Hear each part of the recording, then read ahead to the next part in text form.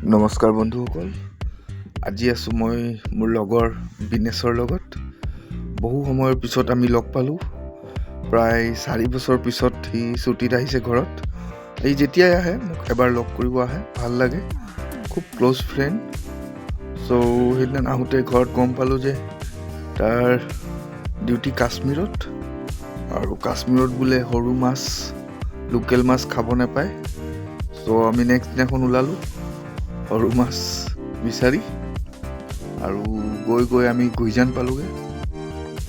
গুইজানত যাই আমি বেছি ডাঙৰ হোটেলো নহয়, সৰু হোটেল এখনতে লোকেল মাছ, সৰু মাছ ধুনীয়াকৈ ফ্ৰাই আৰু কাৰী ল'লোঁ। ধুনীয়াকৈ দুইজনে খালোঁ, খুব ভাল লাগিলে। ৰাতিপুৱাই ধৰা মাছ আছিলে, সোৱাদ বহুত টেষ্টি হ'ল। তাৰপিছত আমি অলপ গ'লোঁ নদীৰ ফালে, বহু কথা চথা পাতিলোঁ। আমি বহুত ক্ল'জ ফ্ৰেণ্ড আছিলোঁ, স্কুল টাইমৰ পৰা কলেজ টাইমতো একেলগে পঢ়ি। তাৰপিছত CISF যোৱাৰ পিছত আৰু ইমান এনেকৈ সময় নাপাওঁ। সেইদিনা লগ পাই বিৰাট ভাল লাগিলে।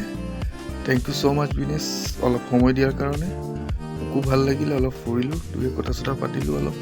এনেকুৱাকৈ আমি প্ৰায় 3 ঘণ্টামান লগত থাকিলোঁ। আৰু যিহেতু সি বাহিৰত থাকে, মোক অলপ শিকালেও ফটো এনেকা উঠায়, ফটো বোলে এনেকা উঠায়, ভিডিঅ' এনেকা কৰে। ভাল লাগিলে। Thank you so' much. Next ভিডিঅ'ত আকৌ লগ পাম।